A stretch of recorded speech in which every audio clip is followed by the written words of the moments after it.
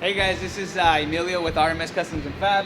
Today I wanted to go over some interlocking joints.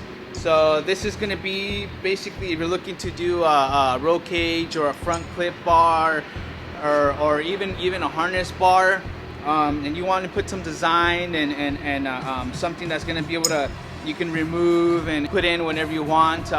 Maybe you want to go autocrossing or road racing for the weekend. Once you're done with that, that event, come home and you want to put your car back to stock or put the family back in the back seats or whatever reason. We designed this these interlocking joints. So basically, what you're able to do is you're able to slide in the tube in here.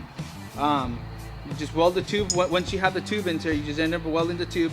Weld it all again right here. Once you set it up, set the tube in center, you weld all around it, make it look nice and clean. I do recommend taking it or trying to find somebody that can take it for you. That way you can have a nice clean look. Then once you have that set up, once you have the bars are positioned this place where you want it to go to, you just interlock it, tack it, run your pipe, do the design, do whatever you want to do, and now you have an interlocking.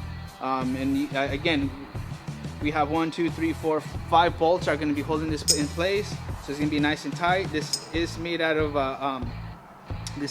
steel. You can make these out of aluminum. You can make these out of anything else. Just shoot us an email on that as well. But for the majority of the part, this is all going to be made out of steel. Shoot us an email. Shoot us a DM on Facebook, on Instagram, if this is something that you're interested. Again, this is a product that we're also going to be carrying. Hopefully, we probably should see this product on our website.